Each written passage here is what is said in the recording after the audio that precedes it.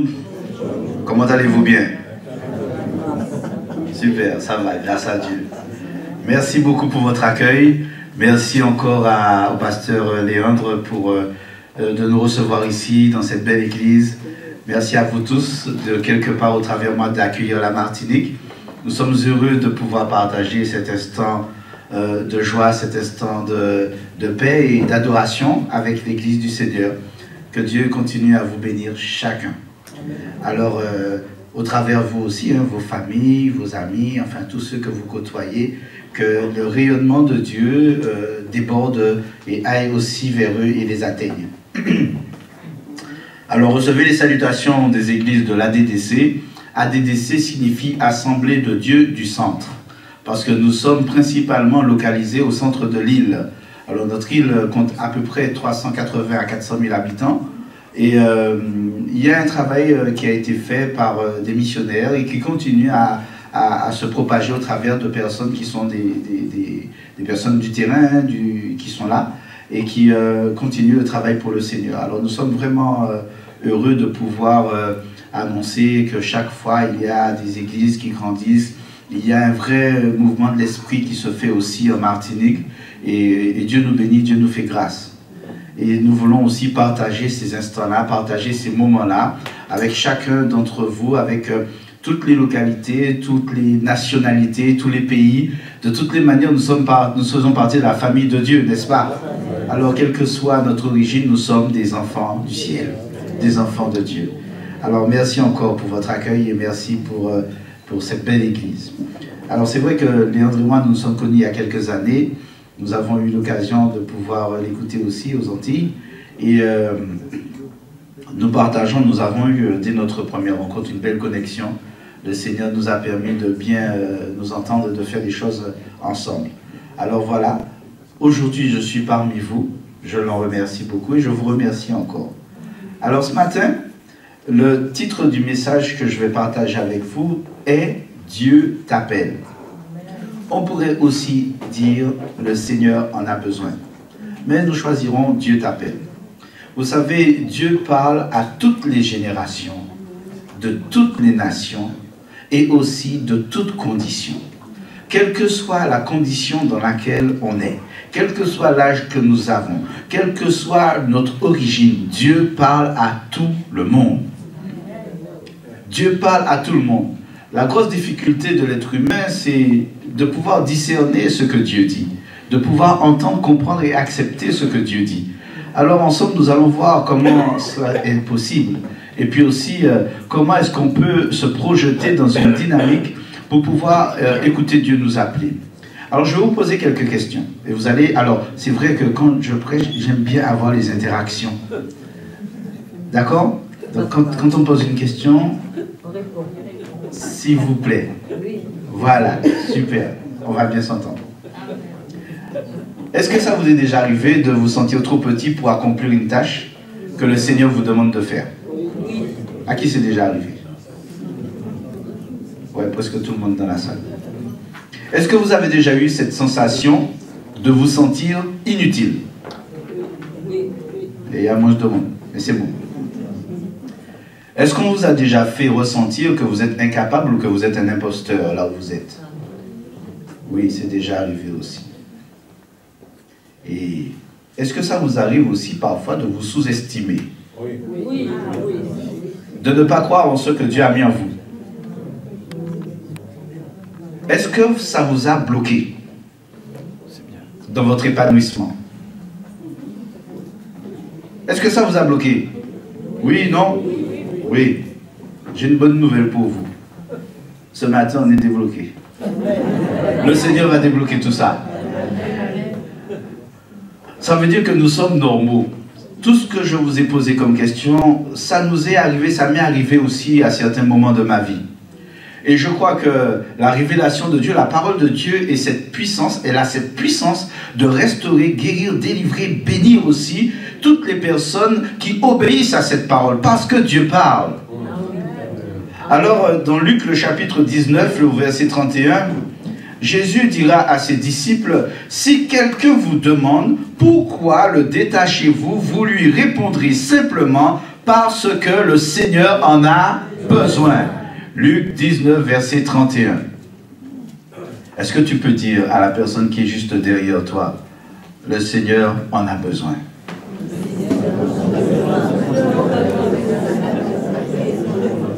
Il a besoin de quoi, le Seigneur? Il a besoin de nous. La réponse paraît évidente. Mais la question, le Seigneur a besoin de nous, c'est une réponse que nous apportons. Mais sommes-nous prêts à répondre? Alors, dans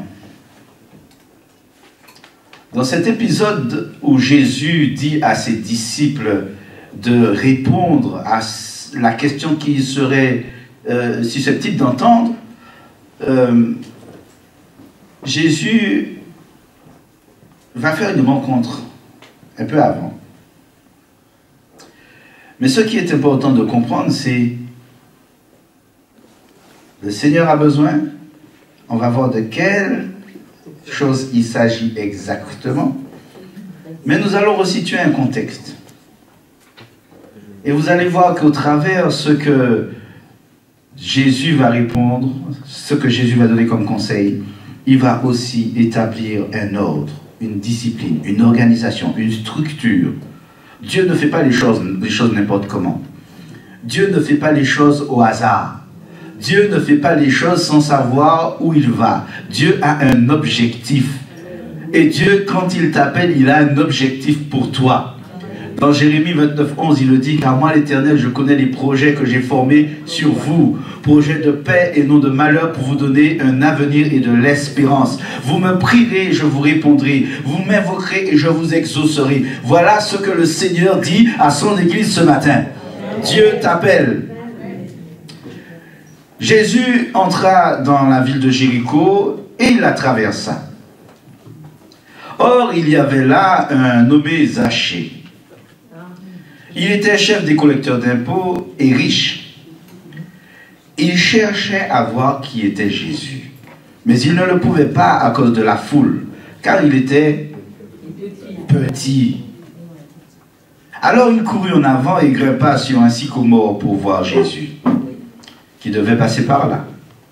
Lorsque Jésus fut parvenu à cet endroit, il leva les yeux et l'interpella. « Zachée, dépêche-toi de descendre, car c'est chez toi que je dois aller loger aujourd'hui. » Zachée se dépêcha de descendre et reçut Jésus avec joie. Alléluia.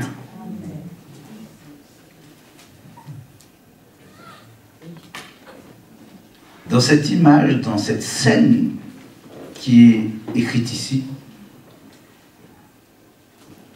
on voit qu'il y a plusieurs personnages, mais il y a un objectif. Il y a Jésus, il y a Zachée et il y a la foule. Chacun d'eux a son importance dans l'histoire. Vous allez voir qu'au fur et à mesure, il y aura, chaque intervenant aura sa place, son action. Parfois des actions bonnes, parfois des actions pas bonnes, parfois des attitudes qui sont bienveillantes, d'autres fois des attitudes qui sont malveillantes, parfois des attitudes, des paroles d'encouragement, d'autres fois des paroles de découragement, parfois même une culpabilité. Mais il y a aussi la repentance. C'est extraordinaire. Zachée cherchait à voir Jésus. Il voulait savoir qui était Jésus. D'après vous, pourquoi? Parce qu'il avait entendu parler de Jésus. C'est qui ce bonhomme-là? C'est qui ce gars-là? Tout le monde en parle, mais je ne le connais pas. Mais il fait des choses, mais je ne l'ai jamais vu. Qui est-ce? Qui c'est ce Jésus? Et Zachée cherche à voir qui était Jésus. Il avait entendu, en d'autres termes, la réputation de Jésus qui l'avait précédé. Mais il ne le connaissait pas. Vous avez vu, on a eu 2 journalistes là. D'ailleurs, félicitations aux enfants. Merci Jessica, elle fait du bon travail. Merci pasteur. Merci Gélioti. Merci tout le monde. Voilà. Oui, il faut les encourager. Alors, les journalistes nous ont présenté un petit garçon, Maël. Ils nous ont donné son origine, mais beaucoup voudraient voir qui c'est, n'est-ce pas? On aime mettre une image sur le nom. On aime mettre une photo. Voilà Maël. Le jour viendra où vous verrez qui est Maël. Mais pour l'instant, on sait qu'il faut contribuer au bien-être de Maël. Zachée, c'était pareil. Il sait il entend parler de Jésus, mais il n'a jamais vu Jésus. Mais il sait une chose, c'est que ce que Jésus fait est bien. Et Jésus est celui qui est en capacité de répondre à son besoin. Le besoin que personne n'entend, le besoin que personne ne voit. Parce que Zachée est riche. Personne ne voit la souffrance de Zachée. Personne ne voit ce qu'il y a dans son âme, comment il est, comment il vit la situation dans laquelle il est. Mais pourtant, il cherche à voir Jésus. Les apparences sont parfois souvent trompeuses. On pourrait s'imaginer que Zachée avait la belle vie et qu'il faisait ce qu'il voulait et que dès qu'il voulait quelque chose, il pouvait l'avoir. Parfois, ce n'est pas vrai. Des fois, ceux qui en ont le plus sont les plus malheureux. Parfois, ceux qui en ont le plus sont les plus malheureux. Parce qu'autour d'eux, il n'y a plus personne. Autour d'eux, il n'y a plus personne. Ou sinon, les gens ne viennent vers eux que par intérêt. Pas parce qu'ils les aiment. Zachée, lui, il n'était pas aimé des siens. Il n'était pas aimé. Parce que ce qu'il faisait comme métier, pour les Juifs, n'était pas un métier. Ça s'apparentait au vol. Il était collecteur d'impôts. Ce qui fait qu'il passait non seulement récupérer l'impôt de César, mais au passage, il récupérait le sien aussi. Parfois, le sien était plus important que celui de César.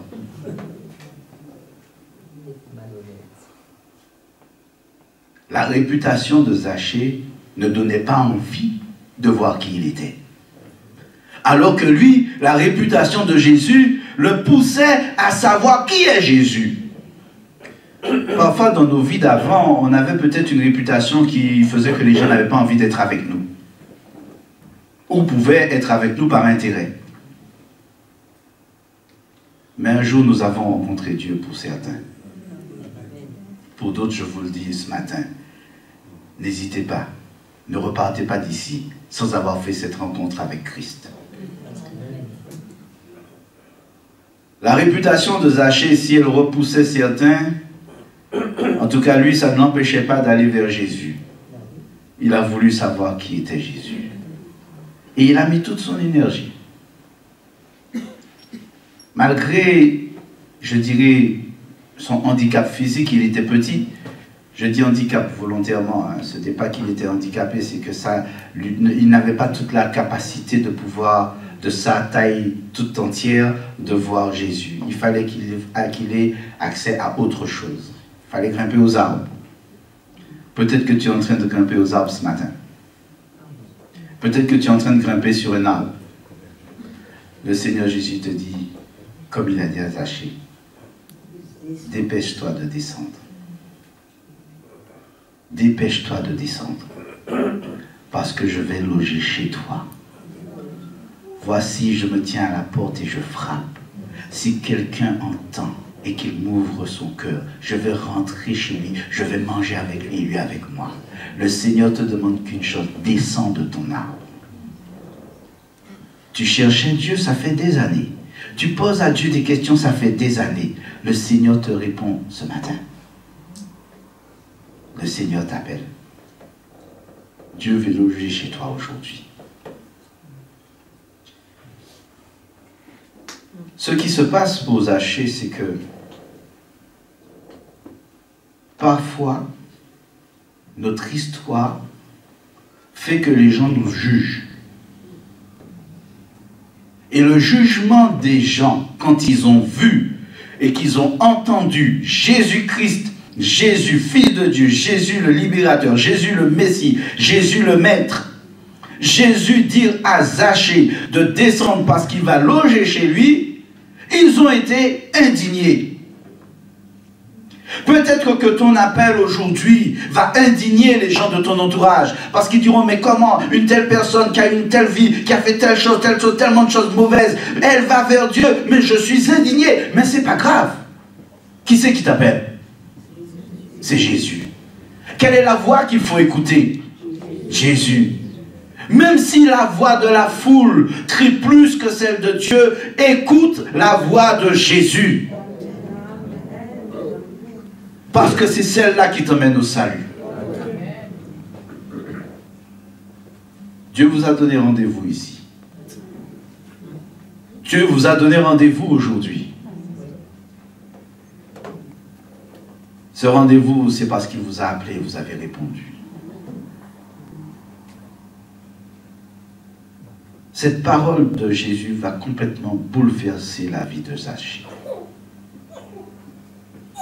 Elle va complètement bouleverser, transformer la vie de Zachée. Au point où Zachée va dire à Jésus, Seigneur, écoute, Maître, je donne la moitié de mes biens aux pauvres, et si j'ai pris trop d'argent à quelqu'un, je lui rends 4 fois plus. La repentance, le pardon, l'amour, la compassion. En fait, la parole de Jésus emmène cette transformation dans le cœur de Zachée. De preneur qu'il était, il deviendra un donneur. Et il va donner même plus. Il va devenir un pourvoyeur. Celui qui va donner même 4 fois plus que ce qu'il a pris. Alléluia. Dieu met dans le cœur de Zachée quelque chose de nouveau. Laisse Dieu mettre dans ton cœur quelque chose de nouveau. Un changement est en train de se produire au fond de toi. Une puissance est en train de se déclarer au fond de toi. Cette puissance, c'est la même qui a ressuscité Christ, le Saint-Esprit de Dieu. C'est la puissance que Dieu a déployée pour que Christ ressuscite le 3e jour. Et c'est celle-là que Dieu met dans ton cœur. La vie de Zachée a complètement été transformée, bouleversée. Et cette repentance emmène un pardon. Et là, Jésus va lui dire, au verset 9, il lui dira, aujourd'hui, le salut est entré dans ta maison. Aujourd'hui, le salut est entré dans ta maison. Parce que cet homme est aussi fils d'Abraham. Parce que Jésus est aussi mort à la croix pour toi. Parce que Jésus a aussi souffert la croix pour toi. Le salut, le secours est venu dans ta maison. Le Seigneur t'appelle ce matin. Parce que Jésus est venu chercher ceux qui étaient perdus pour les amener au salut. Veux-tu aujourd'hui recevoir ce secours? Tu appelles Dieu, tu lances des SOS, ça fait des années. Tu lances des SOS, ça fait des années. Aujourd'hui, le Seigneur répond à ton SOS. Plus qu'une bouée, il t'envoie un paquebot, il t'envoie tout un équipage, il t'envoie tous les anges du ciel, il t'envoie son Fils, il t'envoie son Esprit. Le Seigneur répond à ton SOS ce matin. Parce que Dieu veut que tu sois sauvé. Dieu veut que tu sois sauvé. Ce message s'adresse à chacun d'entre nous. Que tu sois chrétien depuis des années ou que tu ne connaisses pas encore le Seigneur, le secours est pour chacun d'entre nous. Quelle que soit la situation que tu vis, quel que soit ce qui te bloque, quel que soit ce que tu es en train même d'imaginer, qui n'existe même pas. Le Seigneur te libère ce matin. Amen. Alléluia. Amen, amen, amen. Le Fils de l'homme est venu chercher et amener au salut ceux qui étaient perdus. On peut acclamer Dieu pour ça. Alléluia.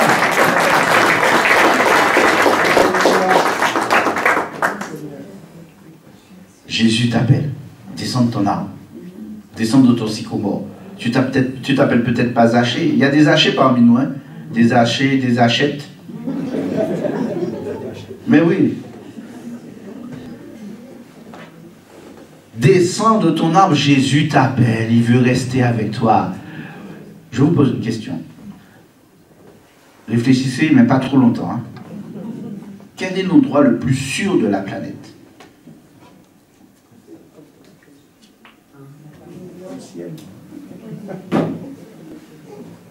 Quel est l'endroit le plus sûr de la planète? Les avions tombent. Hein? Qui s'est déjà posé cette question? Si on vous dit d'aller à l'endroit le plus sûr de la planète, vous irez où? Où ça? En Martinique? Il y a aussi du danger à la Martinique. Où? Ah, la réponse commence à venir. Est-ce qu'on demande Google? Ah, si tu demandes à Google, Google ne saura pas te répondre. Hein? C'est vrai, Google, on dit, c'est notre ami Google, mais il n'a pas la réponse à tout. Alors je vais vous répondre, je vais vous donner la réponse.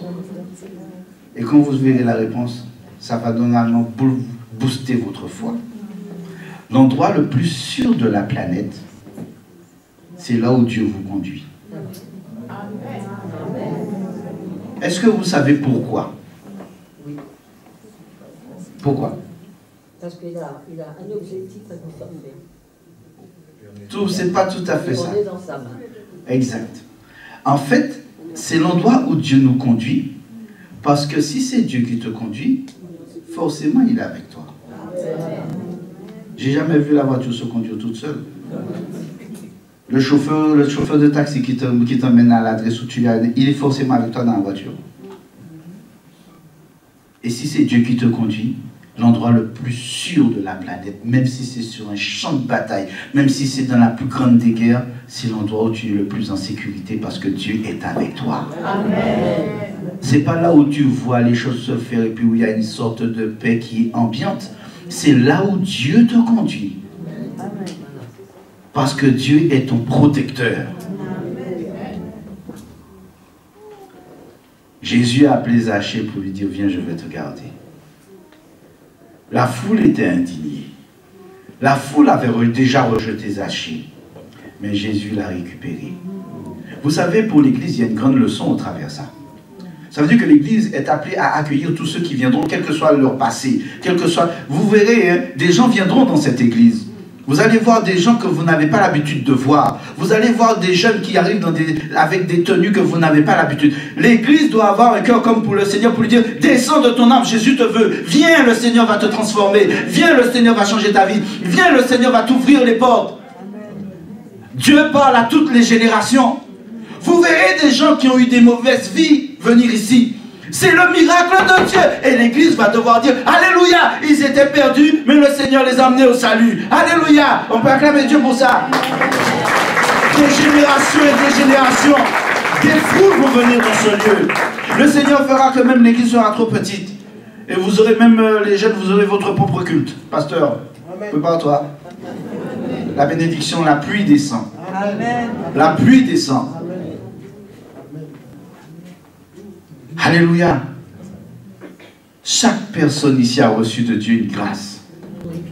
Chacun a reçu un don, un talent. Tu sais parler. Si tu ne sais pas parler, tu sais écrire. Si tu ne sais pas écrire, tu sais écouter. Si tu ne sais pas écouter, tu sais regarder. Tu sais observer. Si tu ne sais pas observer, tu sais marcher. Si tu ne sais pas marcher, tu sais taper quelque chose. Tu sais faire quelque chose de tes mains. Si tu ne sais rien faire de tes mains, tu sais prier. Et même quand tu es dans le silence en train de prier, le Seigneur agit. Alléluia. La prière change les vies. La prière transforme l'Église. Alléluia. Gloire à Dieu. Dieu t'appelle. Et Dieu appelle tout le monde, quel que soit ce que tu peux te dire à toi-même. Parce que parfois, Dieu nous appelle, mais nous avons comme une sorte de culpabilité qui nous retient. Vrai ou faux? Et cette culpabilité fait qu'on ne croit pas que c'est vraiment Dieu qui nous parle. Il y a un doute qui donc s'installe. La culpabilité, regardez le piège, la culpabilité emmène un doute. Le doute emmène le blocage. Le blocage emmène la stagnation fait que tu restes là où tu es et tu n'es pas l'instrument que Dieu veut que tu sois. Donc la bénédiction que tu devrais être pour l'autre, Tu ne l'es pas. Parce que tu recentres tout sur toi, au lieu de recentrer tout sur Christ. Tout est au sujet de Christ, notre Sauveur, notre Seigneur. Tout est au sujet de Christ. Ne regardez pas aux gens. Je vais vous raconter un témoignage. Il nous est arrivé à Martinique de faire des missions dans la rue. D'ailleurs, ça m'arrive souvent. On fait des missions dans la rue et on était avec deux autres associations, avec Jeunesse en Mission et puis Love in Action. Et nous avons fait toute une série de missions dans les rues de Fort-de-France. C'est notre capitale, le chef-lieu. Et là, nous avions décidé de faire 2 soirées nocturnes. Une dirigée vers les toxicomanes et une dirigée vers les prostituées. Nous sommes arrivés dans un quartier du Lamentin qui est réputé pour être le chef-lieu de la drogue en Martinique, on va dire ça comme ça. Lorsque nous sommes arrivés là, il y avait un homme qui avait un pied énorme, qui était couché par terre, le soir. Il ne savait pas marcher. Et là, on va prier pour lui. Lorsqu'on va prier pour lui, on lui dit, mais est-ce que tu veux que Dieu te guérisse? Il a un gros pied, il est couché par terre, il ne sait pas marcher. Il nous dit, oui. Est-ce que tu crois que Dieu peut te guérir? Oui. Est-ce qu'on peut prier avec toi? Il faut toujours demander. On ne s'impose pas. Est-ce que tu veux qu'on prie avec toi? Oui. On prie pour lui, on lui impose les mains. Lorsqu'on a dit Amen, le gars était en train de courir dans toute la rue, en train de crier. Il manque à... Enfin, je marche. Il court, il dit je marche. Il était super, il a été délivré, guéri de cette maladie. C'est pas Dieu qui fait ça, frères et sœurs. Acclamons Dieu. Il a été guéri. Mais si nous avions refusé d'être ceux que Dieu voulait que nous soyons, eh bien, il n'aurait pas eu cette bénédiction. Et je n'aurais pas pu témoigner de la gloire de Dieu. Un autre témoignage. On a fait une soirée aussi envers les prostituées, je le disais.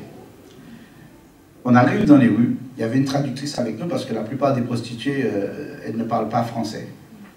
Ce sont des hispanophones pour la plupart. Elles viennent de Saint-Domingue. Et là, on arrive et la femme d'un pasteur qui était traductrice aussi, donc elle est avec nous, on était en équipe, hein. On ne fait pas ça tout seul, on est en équipe, et il y a des équipes d'intercession aussi, qui sont, on va dire, dans notre QG. Donc il y a une équipe qui est à l'église, et une autre équipe qui est sur le terrain. Et là, pendant que nous sommes en train de faire ça, on parle à une, mais c'est l'autre qui pleure. Alors on ne comprend pas. Alors on dit, mais on le pose la question, tout ça en espagnol, mais pourquoi est-ce que ta copine, elle pleure?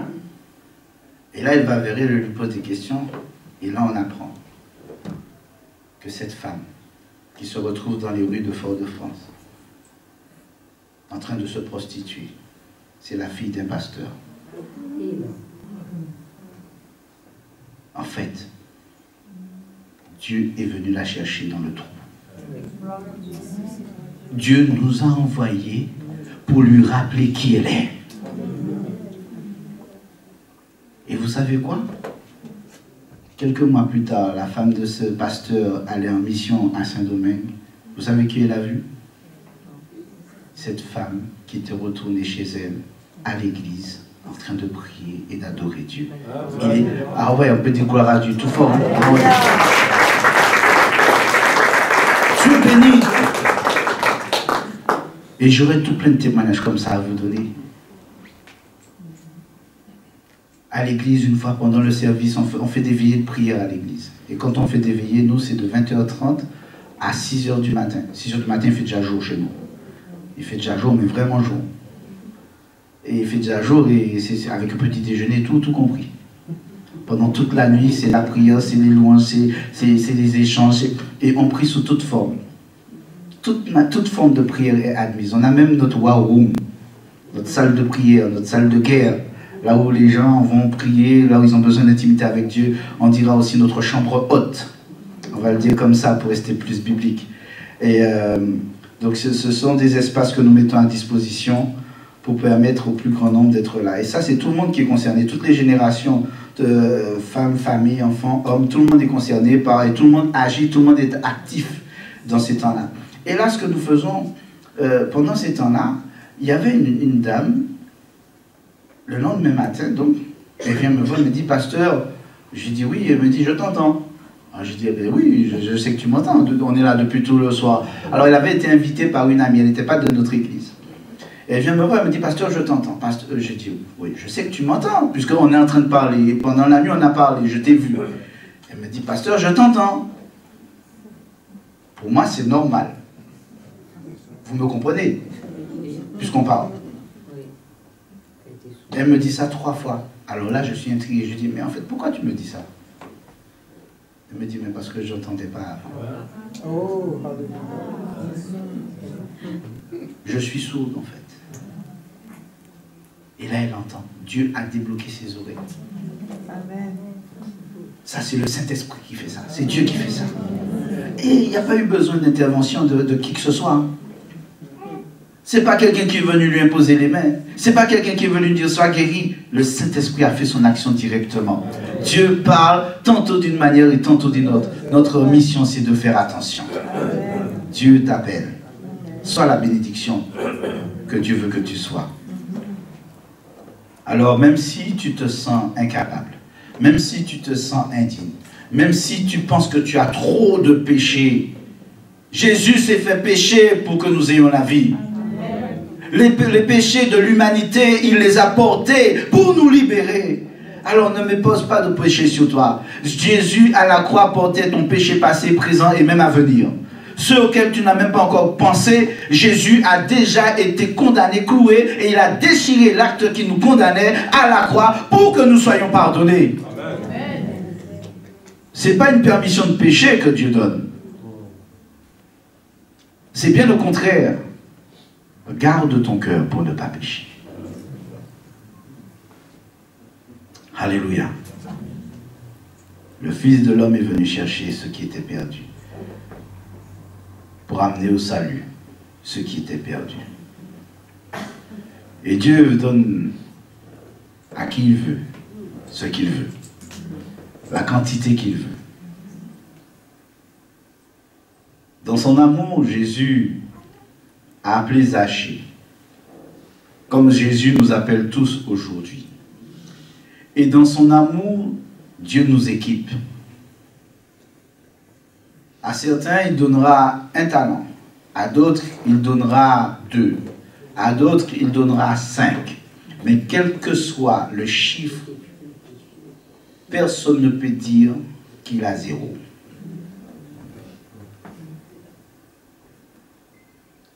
Que tu en aies un ou que tu en aies plus d'un, tu as reçu de Dieu un talent, un don, une grâce, une faveur particulière. Vous savez, Jésus va raconter l'histoire des talents parce qu'il entend ce que la foule est en train de dire. Et pour répondre à la foule, il va raconter cette histoire-là. Et quand il raconte cette histoire, il va dire, voilà ce qui se passe. Il y a un homme qui était riche. Il va être appelé pour être couronné roi. Mais les gens vont faire une délégation, je résume l'histoire. Les gens, ses contemporains, les gens avec qui il était, ne sont pas d'accord avec lui parce qu'ils disent qu'il est trop mauvais, on ne veut pas de lui comme roi. Ils vont faire une délégation pour dire qu'ils ne veulent pas de lui comme roi. Cet homme, avant de partir, il va donner à chacun de ses serviteurs des talents. Il va leur donner une certaine somme qu'ils vont devoir eux-mêmes gérer. Donc, il convoque 10 de ses serviteurs et il leur remet à chacun une pièce d'or. Vous savez, vous êtes riche, hein? Est-ce que tu sais que tu es riche? Tu as une pièce d'or. Tu as une pièce d'or.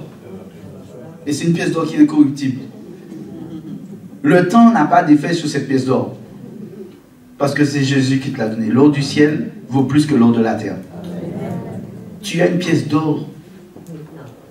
Dans ta bourse, tu as une pièce d'or. Dans ton portefeuille, tu as une pièce d'or. Dans ton compte en banque céleste, tu as une pièce d'or. Dans ton cœur, tu as une pièce d'or. Dans ta vie, tu as une pièce d'or. Il en convoque 10. Il donne à chacun une pièce d'or. Et il va leur dire, quelle est la mission, d'après vous?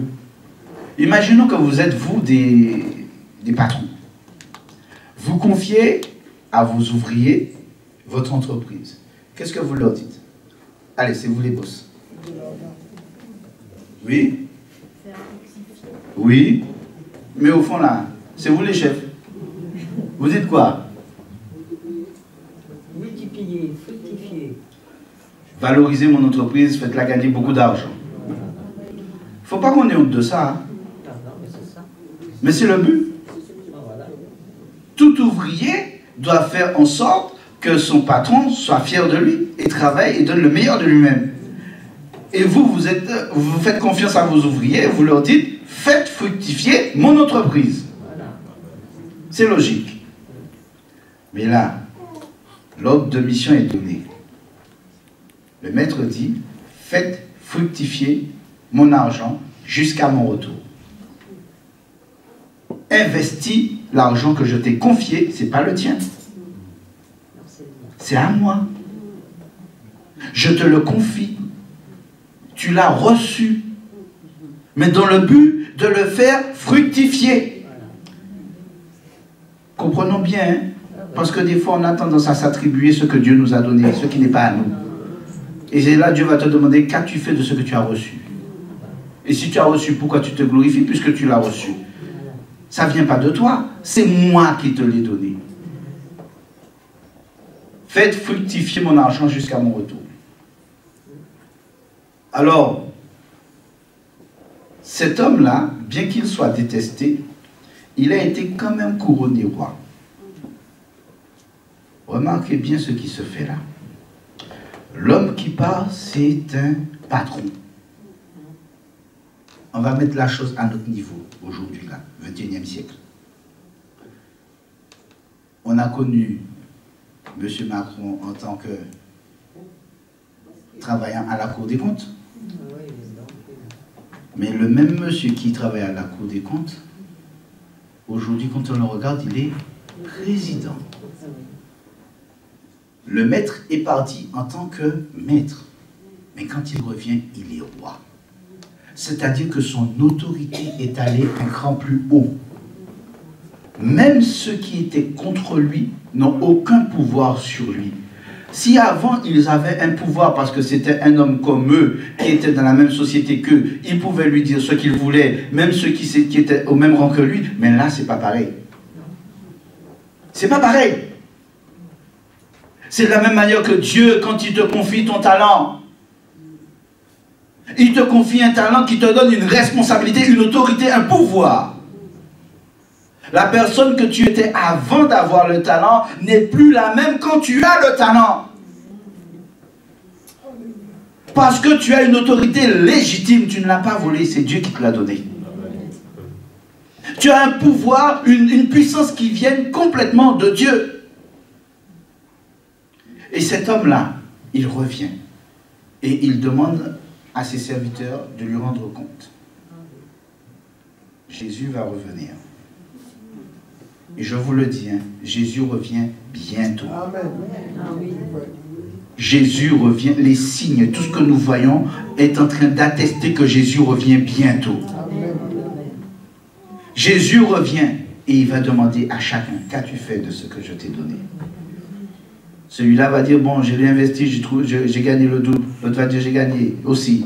Et puis il y en a un qui va venir qui va dire, comme je te connais tellement, je sais que tu me prends même là où tu n'as pas semé. Je sais que... Et là, il va dire au maître, je l'ai caché. C'est-à-dire que je te redonne ce que tu m'as donné. Vous savez ce que ça veut dire en fait? Le bonhomme, il n'a rien fait. C'est un feignant. Mais oui, c'est un fainéant. Il n'a rien fait du tout. Il n'a même pas fait travailler son cerveau pour voir comment je peux faire travailler l'argent. Le maître lui dit, mais tu aurais donné, au moins ça m'aurait rapporté des intérêts. Mais là, tu n'as rien fait. C'est un fainéant. Les paresseux n'héritent pas du royaume des cieux. C'est vrai. Si tu fais rien de ce que Dieu t'a confié, ne t'étonne pas de ne rien avoir. Rien plus rien, ça donne combien?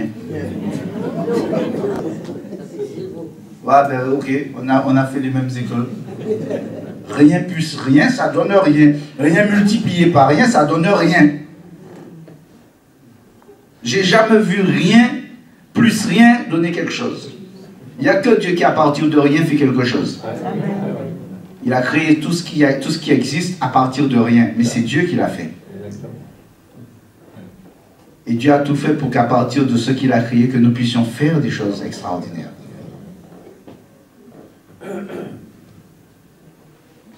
Parce que tu t'es montré fidèle dans une petite affaire, je te confierai de grandes choses. Ces hommes étaient des serviteurs lorsque le maître leur a confié une pièce d'or, ceux qui ont investi. De serviteurs, ils deviendront gouverneurs. Ça veut dire que leur rayon d'action, leur champ d'action, leur rayon, leur autorité va prendre encore plus d'ampleur.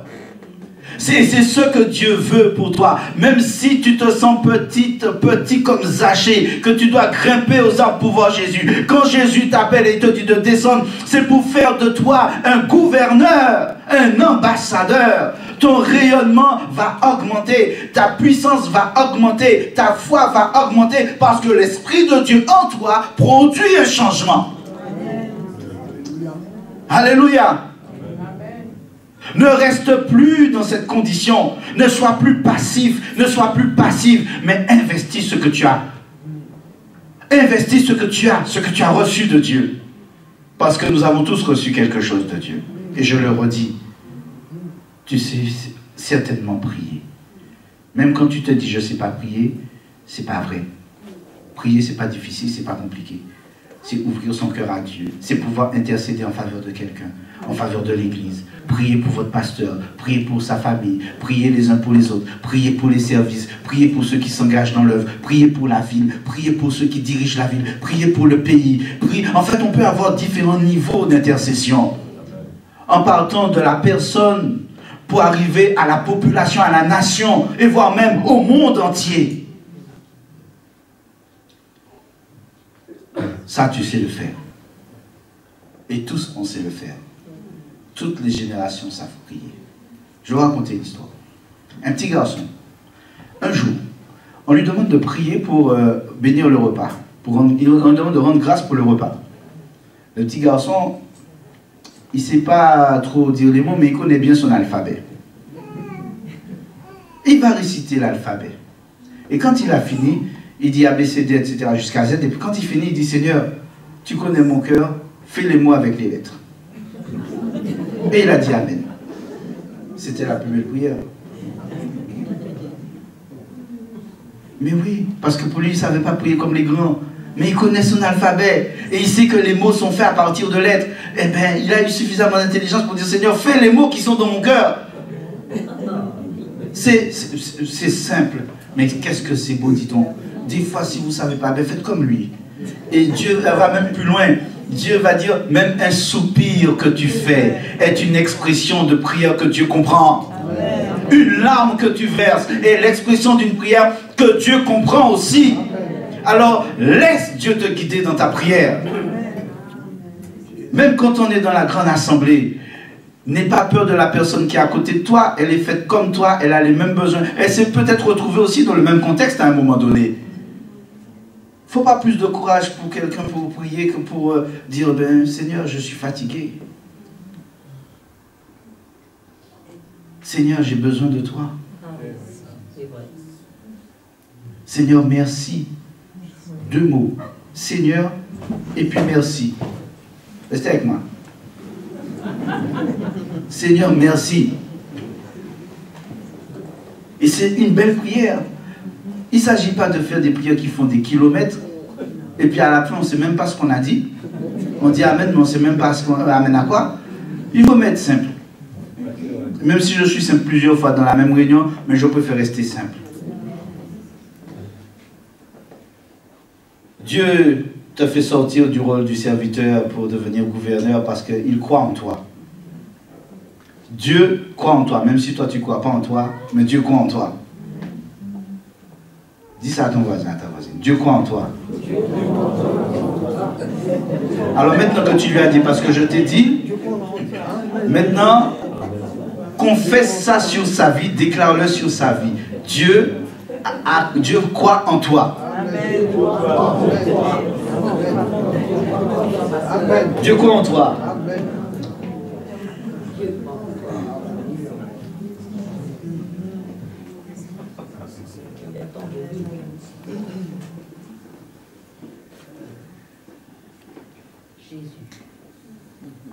Vous savez, connaître Dieu et sa justice ne suffisent pas. Ça ne suffit pas de savoir que Dieu existe. Le diable, il le sait. Les démons le savent. Il ne s'agit pas de savoir ce que Dieu est capable de faire. Le diable, il le sait, les démons le savent. Jacques dit, ils connaissent très bien ça. Mais ils craignent. Ils craignent. Nous, enfants de Dieu, nous connaissons Dieu. Nous vivons avec Dieu, il habite en nous. Nous savons ce qu'il est capable de faire et nous sommes témoins des actions qu'il a déjà faites. Nous voulons attester que notre Dieu est le Dieu de gloire, le seul, le véritable, le Dieu de justice, le Dieu d'ordre, le Dieu d'amour, le Dieu compatissant, riche en bonté, le Dieu qui est là pour prendre soin de son peuple, de ses enfants. Nous déclarons qu'il est notre Dieu, qu'il est l'unique, qu'il est le seul, qu'il est le vrai, Père, Fils, Saint-Esprit, qui œuvre en chacun de nous. Le Père créateur, le Fils qui est notre Sauveur et le Saint-Esprit qui est le Consolateur. Les trois œuvrent en nous, en une seule personne. Amen. Alléluia. Israël a ce qu'on appelle le schéma. Le schéma, c'est: écoute Israël, l'Éternel notre Dieu, l'Éternel est un, il est Dieu. Ça, c'est vraiment la déclaration de foi. Il n'y a qu'un seul Dieu. Après, certains diront, vous l'appelez ci, vous l'appelez ça, mais ce n'est pas vrai. Il n'y a qu'un seul Dieu. Il n'y a qu'un seul Dieu. Le problème qui se pose lorsque Dieu t'a donné un talent, lorsque Dieu t'a fait une grâce et que tu ne l'utilises pas, ou que tu veux la conserver pour toi, ou bien que tu ne la mets pas en application à cause de la peur, parce que c'est la peur qui a bloqué ce serviteur. Ne laisse pas la peur te bloquer. Ose, fais. Tu as le droit à l'erreur. Tu te trompes, tu corriges. Tu te trompes, tu corriges. La peur a retenu cet homme. Qu'est-ce qui se passe quand tu n'oses pas investir le talent que Dieu t'a donné? Accompagner des gens, peut-être les personnes âgées, faire un service dans l'église, voir, je ne sais pas, quelque chose qui n'existe pas encore, le mettre en œuvre. Qu'est-ce qui se passe? Eh bien, le maître dira, retirez-lui cette pièce d'or et donnez-la à celui qui en a 10. Même si ça ne suit pas la logique des gens, mais dans la logique de Dieu, c'est parce que celui-là a été fidèle dans une petite affaire qu'on va lui en confier encore de plus grande. Alors, n'aie pas peur, engage-toi et fais le service auquel Dieu t'a appelé. Bien entendu, tout ça se fait dans l'ordre, dans la redevabilité, en accord avec l'Église, en accord avec le pasteur, en accord avec la façon dont les choses sont mises en place ici. L'important, c'est de comprendre que nous sommes appelés et appelés à servir Dieu. Les jeunes parlent souvent bien mieux aux jeunes que nous qui sommes déjà un peu plus matures, plus mûrs. Nous avons aussi une génération à laquelle nous devons nous adresser. Et pour cela, nous devons faciliter, être des facilitateurs, ouvrir les portes, ouvrir nos cœurs, à recevoir, accueillir, ne pas juger, à pouvoir accompagner aussi. Parce que l'accompagnement, des fois, c'est ce qui nous manque. Comment accompagner quelqu'un qui est dans une situation avec elle-même? Comment accompagner quelqu'un dans le changement? Jésus va accompagner Zachée. Jésus va accompagner ses disciples. Jésus va accompagner. La foule suivait Jésus. Même s'il y a des incompréhensions, croyez que Dieu vous a appelé. Et sachez-le, Dieu est le juste juge. Même s'il y a des gens qui se sont opposés à votre appel. Même s'il y a des gens qui se sont opposés à vous. Dieu leur dira, amenez-moi. Comme l'homme qui est parti en tant que maître et qui est devenu roi, il dira, amenez-moi ici mes ennemis qui n'ont pas voulu que je règne sur eux. Qu'on les mette à mort devant moi. Dieu est juste.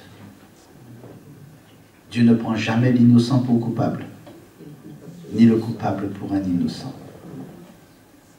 Alors ce matin, je veux te dire, Jésus avait besoin d'un ânon pour entrer à Jérusalem. Cet ânon était un symbole. Il était un symbole. Vous savez que sur le dos d'un ânon, il y a une croix? Vous n'avez jamais observé ça?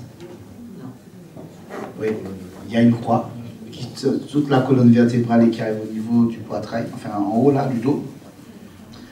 Et ça forme une vraie croix. Alors on dit que c'est la croix de Saint-André, mais ce n'est pas tout à fait ça, la croix de Saint-André. C'est une croix comme celle qui a une croix de crucifixion. La croix de Saint-André, c'est un X. La croix de la crucifixion, c'est un T. Comme celle-là. Et le fait que Jésus monte sur cet ânon, qui portait la croix, c'est le moment où Jésus va entrer à Jérusalem. Et c'est l'entrée triomphale de Jérusalem. Jésus, quand il va arriver à Jérusalem sur le dos de cet ânon qui porte la croix, symbolisait que, en fait, je porte la croix. Je suis moi-même celui qui va vous emmener dans la victoire. Les disciples ont enlevé leurs vêtements pour le mettre sur le dos de l'ânon. Les gens enlevaient leurs vêtements sur le passage de Christ. Et ils criaient Hosanna. Ils chantaient, ils adoraient Christ. Ils chantaient les louanges parce que Christ fait une entrée triomphale dans Jérusalem. Jésus avait besoin de cet ânon. C'est de la même manière qu'aujourd'hui, Jésus te dit, j'ai besoin de toi. L'entrée triomphale dans cette ville. L'entrée triomphale de Christ dans cette région. Dieu a besoin de toi.